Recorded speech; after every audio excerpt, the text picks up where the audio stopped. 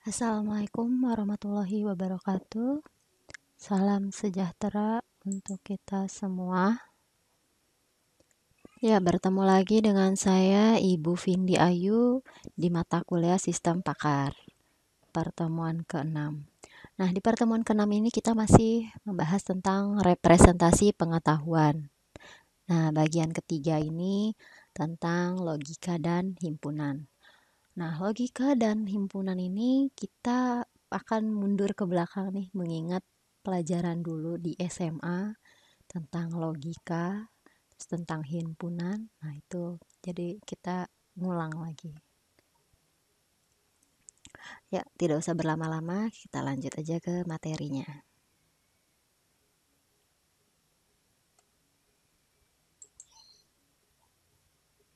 Nah, yang pertama itu ada silogisme, di mana silogisme itu logika formal pertama yang dikembangkan oleh filsuf Yunani bernama Aristoteles pada abad keempat sebelum Masehi. Nah, silogisme ini mempunyai dua premis dan satu conclusion, di mana premis itu adalah proporsi atau pernyataan yang selalu bernilai benar atau salah karena berdasarkan fakta. Sedangkan conclusion adalah kesimpulan yang diturunkan dari dua pernyataan sebelumnya. Contohnya ada premis pertama, all men are mortal. Premis kedua, Socrates is a man. Conclusionnya bisa ditarik kesimpulan bahwa Socrates is mortal. Nah, silogisme itu seperti metode substitusi. Nah, ini kita gambarkan all men itu adalah Q, terus are mortal. Mortal itu R. Kemudian Socrates P is a man. Ini man ini kan tadi. Berarti Q. Maka bisa ditarik kesimpulan itu ini dicoret nih metode substitusi, maka P maka R. Nah, silogisme itu seperti ini, ya kan? P ini Socrates nih tadi. Socrates itu P, mortal itu R. Nah, tarik kesimpulan Socrates is mortal. P maka R gitu. Ini yang Q sama-sama Q ini dicoret gitu. Nah, itu silogisme seperti itu. Nah, untuk diagram Venn-nya, ini Socrates yang paling dalam, tadi yang di duanya itu nomor 2-nya man, kemudian yang paling luar mortal. Jadi Socrates is mortal.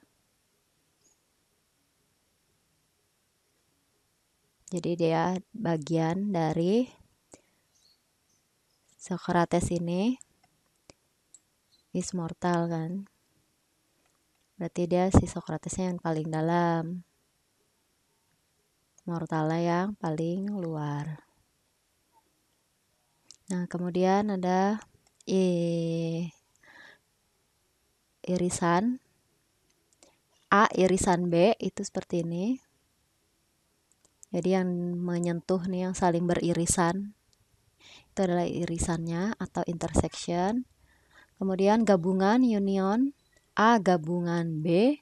Ini logo gabungan ya. Itu berarti ya A sama B digabung jadi semuanya. Kemudian komplement selain, jadi ini ada A. Nah, komplemennya itu berarti yang di luar sini, yaitu di sini A komplemennya. Ya, kemudian simbol logik. Nah, pertama kali itu dikenalkan oleh G.W. Leibniz abad ke-17 dan disempurnakan oleh ahli matematika Inggris George Boole yang menerbitkan bukunya tentang simbolik logik pada tahun 1897. Nah, konsep baru yang diperkenalkan oleh Boole ini memodifikasi pandangan Aristoteles tentang subjek yang harus memiliki keberadaan atau eksistensial import. Dalam pandangan modern Boole dapat menyebutkan subjek yang tidak ada atau jenis yang tidak ada elemennya atau himpunan kosong sebagai premis. Contoh, all mermaids swim well.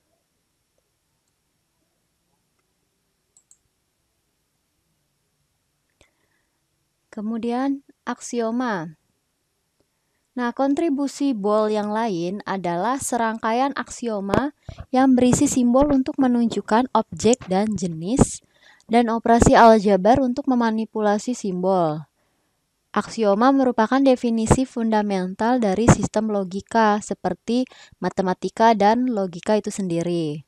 Dengan hanya menggunakan aksioma dapat menghasilkan teori, di mana teori adalah pernyataan yang dapat dibuktikan dengan menunjukkan bagaimana teori tersebut diperoleh, yaitu dengan menggunakan aksioma. Kemudian ada yang namanya logika proporsional. Kadang disebutnya itu sebagai proporsional kalkulus, yang merupakan logika simbol untuk memanipulasi proporsi, khususnya yang berhubungan dengan manipulasi variabel logika yang mewakili atau menunjukkan suatu proporsi. Nah, bentuk lain yang digunakan untuk logika proporsional adalah statement kalkulus atau sentential kalkulus, di mana statement atau sentence ini atau kalimat pada umumnya dapat diklasifikasikan menjadi 4 tipe, yaitu yang pertama imperatif atau perintah, yang kedua interrogatif atau pertanyaan, kemudian yang ketiga kalimat seru, dan yang keempat deklaratif atau pernyataan. Nah, logika proporsional ini dihubungkan dengan kalimat-kalimat deklaratif yang dapat diklasifikasi sebagai pernyataan benar atau salah. Nah, suatu kalimat deklaratif yang memiliki nilai benar atau salah yang pasti atau dapat ditentukan disebut dengan statement pernyataan atau proportion atau proposisi maksudnya. Nah, suatu pernyataan disebut juga sebagai closed sentence atau kalimat tertutup karena nilai kebenarannya tidak perlu dipertanyakan lagi. Jadi artinya udah pasti. Contohnya, bujur sangkar memiliki 4 sisi yang sama. Nah, ini closed sentence, udah pasti nih. Kemudian harimau berkaki 4. Nah, ini bisa benar atau salah. Misalkan dia lahir cacat atau ada kecelakaan gitu, diamputasi, bisa aja kan kaki dia nggak 4 ya. Jadi masih butuh dipertanyakan benar atau salah pernyataan ini. Nah, contoh yang tidak termasuk ke dalam proposisi yaitu durian enak sekali. Nah, ini kebenarannya relatif. Jadi kan kalau bagi yang orang nggak suka durian gitu, durian bisa aja bilangnya durian tidak enak, ya kan? Atau yang contoh yang relatif cantik gitu. Gadis itu cantik sekali, kan belum tentu menurut A si gadis itu cantik atau enggak, menurut si B cantik, ya kan? Jadi itu tidak termasuk proposisi karena kebenarannya relatif. Kemudian contoh berikutnya yang tidak termasuk proposisi, orang itu tinggi. Nah, ini kalimat terbuka, bukan kalimat tertutup. Nah, jadi tinggi apa? Tinggi hati kah? Apa tinggi badan kah? Ya kan? Jadi masih luas gitu ya. Jadi ini namanya kalimat terbuka ini. Orang itu tinggi, itu contoh kalimat terbuka. Kemudian compound statement adalah pernyataan yang dibuat dengan cara menggabungkan atau menghubungkan beberapa pernyataan tunggal menggunakan konektor logika seperti ini. Konektornya ada yang seperti pangkat nih, ini artinya dan, and, atau konjungsi. Kemudian V artinya or atau juga disebut disjungsi. Kemudian tanda yang tak hingga ini artinya not, tidak, negasi. Kemudian panah ke kanan itu artinya if then kondisional, jadi jika. Jadi kayak jika P maka ki gitu kan. Kemudian kalau yang panahnya dua arah ini, if and only if, di kondisional atau jika hanya jika bahasa Indonesianya. Nah, ini konektornya ini perlu dihafal. Jangan sampai terbalik. Dan itu tandanya begini kayak A, tapi nggak ada garisnya. Terus atau itu V gitu. Jangan kebalik ya. Nah, dari komponen tadi itu ada yang namanya tabel kebenaran logika. Nah, ini udah dari sananya nih tabel kebenaran. Ada premis P sama Q. Nah, dia yang baris pertamanya itu true, baris kedua true, baris ketiga false, baris keempat false. Nah, yang Q itu selang-seling. True, false, atau kalau mau bahasa Indonesia benar, benar, salah, salah, B, S, itu.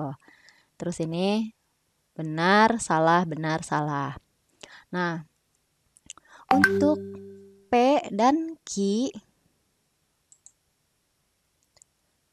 nah kalau P dan Q, jadi P-nya itu true, Q-nya true, berarti benar dan benar, berarti benar.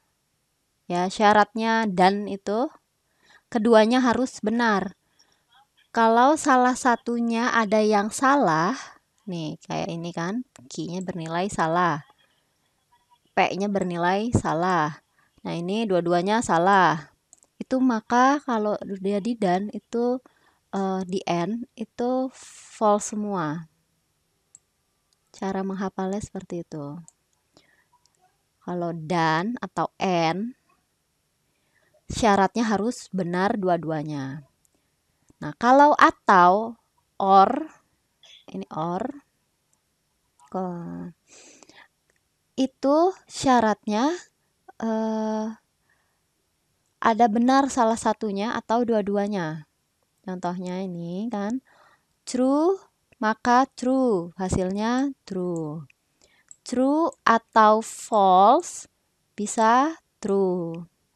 False atau true hasilnya true. Sedangkan ini false atau false, nah ini salah jadi false. Ini kebalikannya si dan. Kalau dan itu tadi harus dua-duanya benar. Kalau atau or dua-duanya salah, ya salah. Nah, itu ngapalinnya. Kemudian P maka Q. Jika P maka Q itu yang P-nya itu dia harus benar. Ini benar, maka benar hasilnya benar. Jika benar maka salah hasilnya salah. Terus jika salah maka benar, itu bisa jadi benar. Kalau salah maka salah, sudah pasti benar dong. Nah, gitu.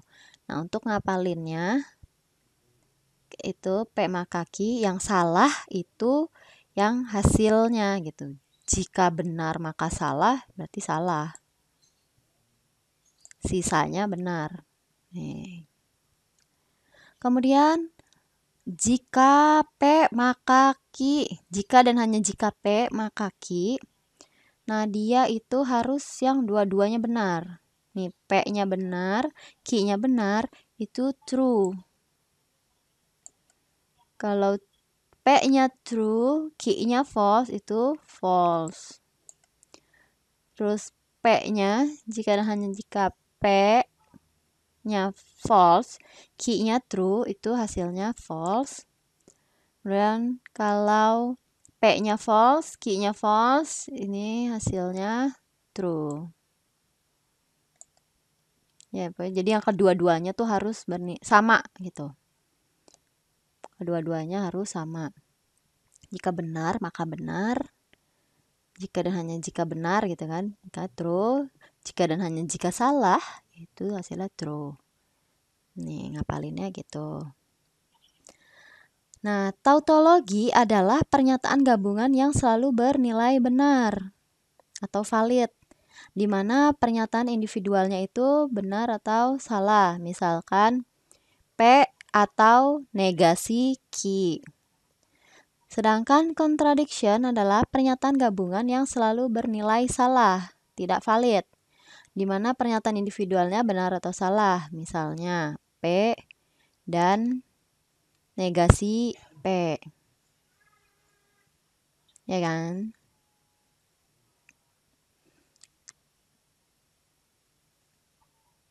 Nih kalau P dan negasi P. Atau ini or ya. P or negasi P. P-nya itu true. Negasinya dari true false kan? Jadi true, sini true or false. Tadi apa kalau or? Hasilnya benar kan? True kan? Nah, kalau atau itu kan true. Terus misalkan P-nya false.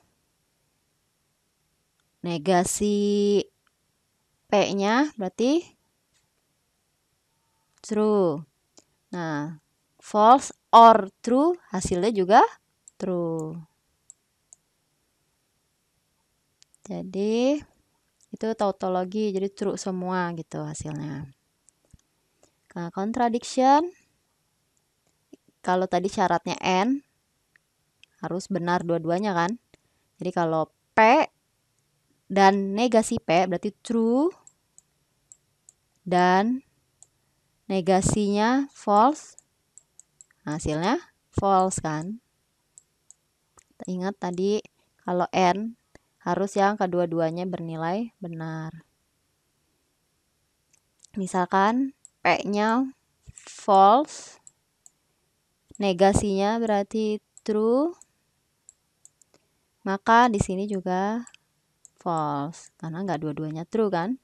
Di sini ada lawannya terus nih, negasinya mulu, berarti kebalikannya. Itu kontradiksi itu false terus hasilnya. Kalau tautologi itu true. Nih contoh. Contohnya. Nih, ada Ani ada di Bandung atau Tasikmalaya. Ani tidak ada di Bandung. Jadi, kesimpulannya, Ani ada di Tasikmalaya. Misalnya, P itu Ani ada di Bandung. Q-nya Ani ada di Tasikmalaya. Maka, argumennya ini mempunyai simbol seperti berikut. P, tadi kan Ani ada di Bandung, P atau, ini kan atau, nah lambangnya ini atau, terus Q, atau ada di Tasikmalaya, ya kan? Kemudian yang kedua, Ani tidak ada di Bandung, berarti negasi dari P kan? Nah, negasi P. Terus kesimpulannya Q, Ani ada di Tasikmalaya. Nah, dari simbol ini kita ubah nih argumennya itu menjadi pernyataan kondisional yang berkoresponden dengan argumen tersebut, yaitu dengan cara mengkonjungsikan premis-premis, kemudian hasilnya diimplikasikan dengan konklusi. Jadi argumen contoh di atas itu mempunyai pernyataan kondisional yang berkoresponden, yaitu jadi segini. Ya kan, kita konjungsikan. Ini konjungsi kan, di dan. Kemudian hasilnya diimplikasikan dengan konklusinya. Maka ini. Nah, kemudian dari sini kita buat tabel kebenarannya. Jika tabel kebenarannya berupa tautologi, yaitu true tadi atau valid, maka argumen itu valid. Jika bukan, maka argumennya tidak valid. Nah, tabelnya adalah seperti ini. Ini tadi kan P atau Q dan negasi P maka Q. Tadi di saat true di bagian atas. Nah, ini P bisa 4 gitu. True, false. Nah, yang Q-nya true, false. Nah, kalau atau tadi or, true or true, hasilnya true. True or false, hasilnya true. False or true, hasilnya true. False or false, hasilnya false. Kemudian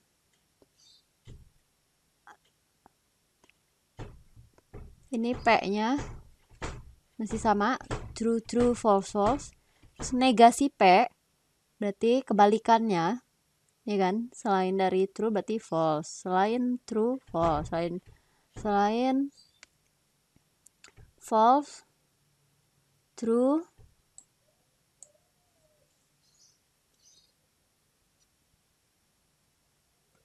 Ini true. Selain false, true. Ya, ini negasi dari false, ini true ya. Terus negasi dari false, true. Kemudian di N tadi ya, ketemu N. Yang ini dengan ini. True dan false, hasilnya false. True dan false, hasilnya false.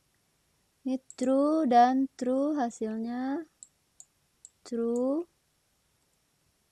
Terus false dan true, hasilnya false. Lalu key-nya tadi masih sama seperti ini, TF. Nah, dari yang sini dengan ini kan, false, jika false maka true, maka hasilnya true. Jika false, maka false, hasilnya true. Kemudian jika true, maka true, hasilnya true. Terus jika false, maka false, hasilnya juga true. Makanya ini karena true semua, dia tautologi, jadi argumen di atas valid. Bisa penulisannya seperti ini, tabel logikanya. Bisa juga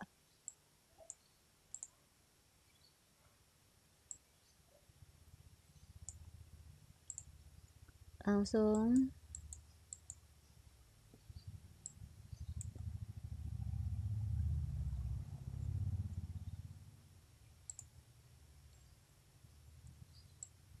P Q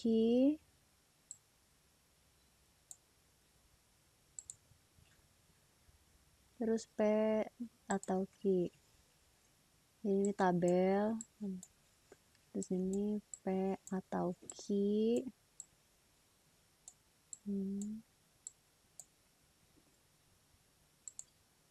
Kemudian negasi P,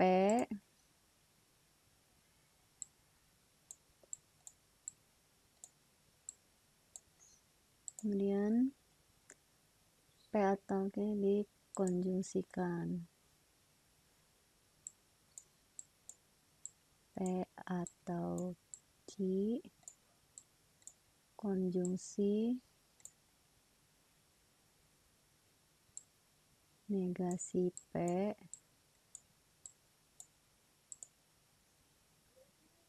terus yang akhirnya ini nih, P atau Q,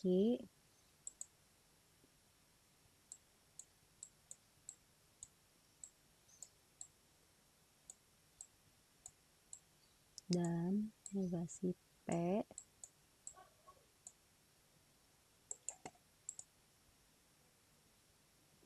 maka Q yang awalnya ya kurung, maka Q ini tabel lagi gitu.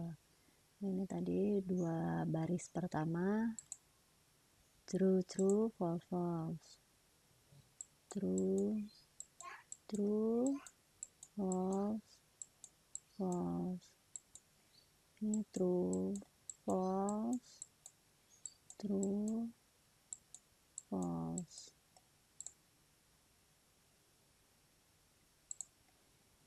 Terus P atau Q, true atau true, true, true atau false, true, false atau true itu true, false false false. Jadi balik ke tabel kebenaran yang pertama tadi ya. P atau Q, true true true false ya kan, true true true false. Terus negasi P, kebalikannya berarti false false true true. Kemudian ini dan ini, berarti kan ini dan ini ya kan, true dan false false, true dan false false, true dan true true, false dan true false. Kemudian ini dengan ini ya kan, jika ini maka Q ya kan, false maka true itu true, false maka false true, true maka true true, kemudian false maka false true. Nah ini hasil akhirnya nih tadi tautologi. Nah gimana enaknya bikin tabelnya, dipisah-pisah begini atau yang seperti ini udah langsung jadi satu nih, terserah kalian bagaimana enaknya.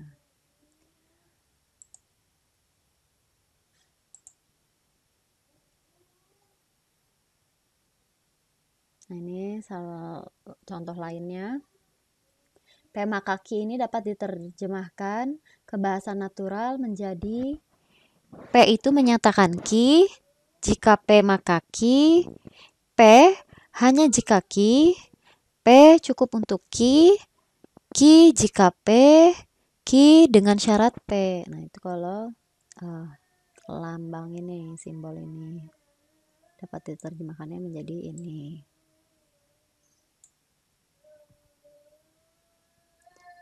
Nih, P, Anda berusia 18 tahun atau lebih. Q, Anda berhak memilih. Nah, kondisional P, jika P maka Q dapat berarti ini, Anda berusia 18 tahun atau lebih menyatakan Anda berhak memilih. Jika Anda berusia 18 tahun atau lebih, maka Anda berhak memilih. Anda berusia 18 tahun atau lebih, hanya jika Anda berhak memilih. Anda berusia 18 tahun atau lebih adalah cukup memenuhi syarat bagi Anda untuk memilih. Anda berhak memilih jika Anda berusia 18 tahun atau lebih. Anda berhak memilih dengan syarat Anda berusia 18 tahun atau lebih. Itu kalau dirubah ke bahasa. Nih sama nih ke bahasa naturalnya itu ya. Kemudian logika predikat order pertama. Nah, masalah utama logika proporsional adalah tidak memiliki batasan dan hanya dapat dihubungkan dengan kalimat yang lengkap, yaitu tidak dapat menguji struktur internal suatu pernyataan. Logika proporsional ini tidak dapat menguji validitas silogisme seperti all humans are mortal, all men are humans, Therefore, all women are mortal. Nah, untuk menganalisa kasus lebih luas, dikembangkan logika predikat yang dihubungkan dengan penggunaan kata khusus yang disebut dengan quantifier seperti all atau semua, some atau beberapa, dan no tidak itu. Yang secara eksplisit memberi kuantitas kata lain dan membuat suatu kalimat lebih nyata. Nah, seluruh quantifier dihubungkan dengan how many sehingga penyakupannya lebih luas dari logika proporsional. Nih, quantifier universal itu all simbolnya V. Nah, quantifier ini digunakan untuk kalimat yang diberi kuantitas memiliki nilai kebenaran yang sama untuk semua. Nih, kata kuncinya nih di sini, semua pengganti atau elemen dalam domain yang sama. Misalnya ini Vx mana x plus x sama dengan 2x. Jika pernyataannya x plus x sama dengan 2x diganti dengan p, jadinya Vx semua x itu merupakan p. Jika p adalah kalimat all triangle are polygon, ditulisnya ini Vx. If x is triangle, maka then x is polygon. Dipersingkat dengan predikat function menjadi Vx triangle x, ya, if triangle x, then polygon x. Nah, dari situ kesamaan logikanya, jadi Vx, Px sama dengan Px1 dan Px2 dan Px3 sampai ke Pxn. Kemudian quantifier eksistensi some atau beberapa. Nah, ini lambangnya 3. Dia ini menjelaskan suatu pernyataan yang benar untuk minimal satu anggota domain. Nah, minimal satu, makanya beberapa kan. Quantifier eksistensi dapat dibaca atau ditulis dalam bahasa natural menjadi there exists at least one for some, there is one some. Nah, untuk menyatakan some elephant has 3 legs. Nah, beberapa gajah memiliki 3 kaki gitu kan. Kayak yang tadi saya bilang, gajah kaki 4 itu atau harimau kaki 4 tadi itu bisa benar atau salah. Ya, ini 3x, elephant x, and 3 leg x. Kesamaan logikanya 3x, px itu px1 atau px2 atau px3 sampai dengan pxn. Nah, ini quantifier dan himpunan. Ekspresi himpunannya. Ini A sama dengan B. Kesamaan logika quantifiernya itu tadi Vx, all x ini, dimana x anggota dari A jika dan hanya jika x anggota dari B. Ini E ini maksudnya lambang yang seperti ini ya. Mana ya? Nah, ini lambang ini ya. Kalau di himpunan tuh yang kayak E.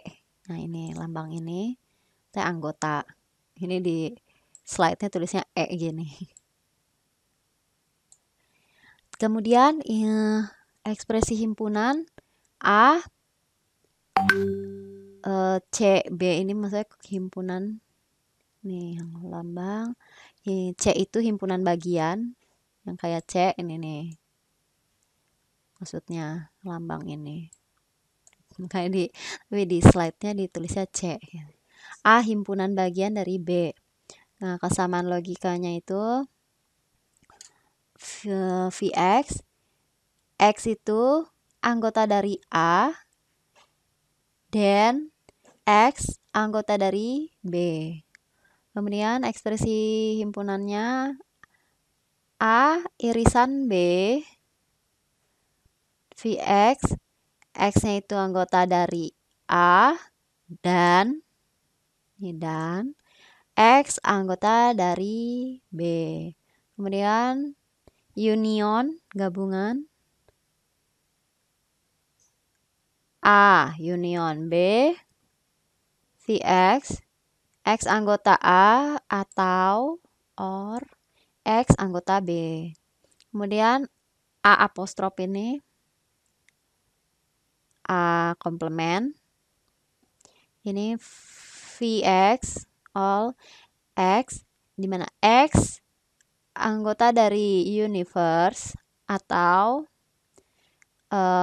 tidak, implikasi ini not X bukan dari A. Jadi artinya komplementnya itu A komplement itu bukan dari A, si X itu bukan dari A. Kemudian ini ekspresi himpunan V universe itu kesamaan logikanya true. Kemudian kalau himpunan kosong itu false. Ya, sampai sini materinya sudah selesai. Kalau ada yang masih belum paham, silahkan ditanyakan di ruang diskusi. Kurang lebihnya dari saya, mohon maaf. Wassalamualaikum warahmatullahi wabarakatuh.